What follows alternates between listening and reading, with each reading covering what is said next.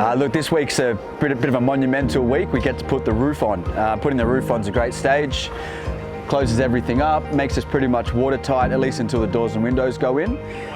So Colour Bond is the I guess the roofing material that we use. Wallaby is the colour we picked for this roof.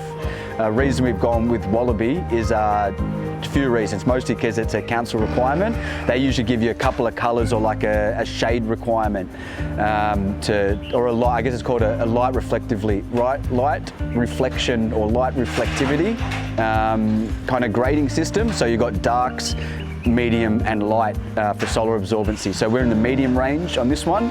Wallaby is a colour that was recommended, looks really good. So yeah, it's going to go up pretty quick today. They'll basically get the roof sheeted, all of our box gutters in, gutters and cappings in a day. So that's exciting. They're the main guys for today. We're really just going to fall around the outsides, give them anything if they need it, if there's any little blocking or timber or something that needs to go in. An exciting thing about roofing and a lot of things in building really is that it goes up so quickly. There might be weeks in prep. So for example, the preparation of our wall frames, you've got service rough-in, sarking, tie downs, you've got bits of blocking, set out, the whole lot. It takes a long time, but in a day, roof sheets are on and all of a sudden you've got a finished product. So you can go from 2 weeks of it looking pretty much the same and in the beat of a heart it's clad. You've got all your cladding done, all your roofing on. It's really amazing to see the fast transformations on a building site sometimes. So we're at that stage now. Another exciting stage to see is going to be the plasterboard, so the sheeting of the walls. Basically, again, you've got your open walls and then the next day everything is sheet. You can feel how the rooms are going to look. Yeah, so it's really cool to see. I'll get another one when he walks up. That was nice. That's it. Look at that skill. Give us a smile, Huss. So original house is single skin brick. It's got a plaster over the top, which is a cement-based product.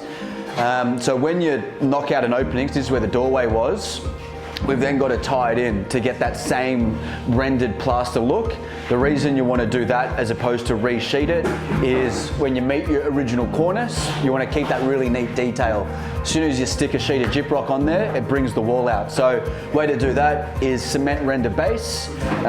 It's strong, it ties into the wall really well, and then you do a skim coat over the top, a white set basically, and yeah, that's going to give us a really neat finish in this bedroom, and there's a few other spots like that which are going to get tied in. So this filler panel is rubbish, so just take the filler panel off. That might be just glued. They usually just glue those on. Glue or pin on it, right? Yeah, so that'll pop off. And then, yeah, that's it. You'll just be able to move that to the middle of the room, and when we cut out our door, the two of those can go. That's it. Okay, where do you want these?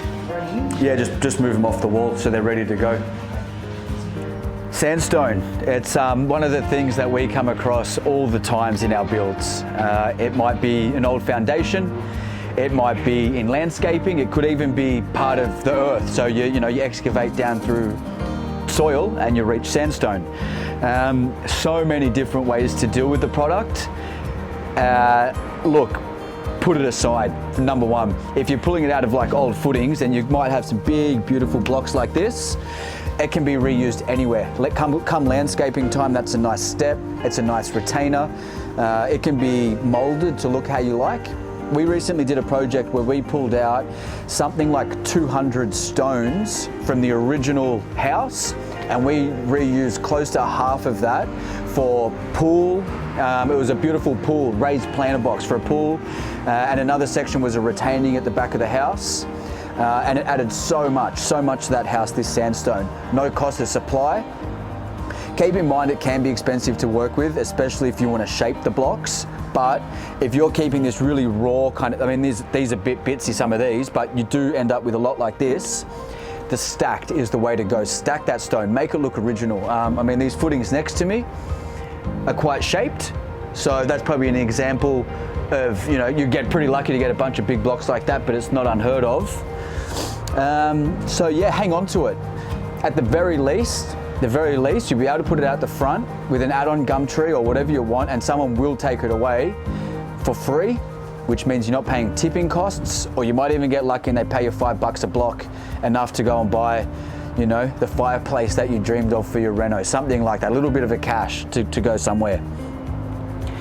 So yeah, keep in mind what your footings are. Sandstone, it's everywhere, really everywhere.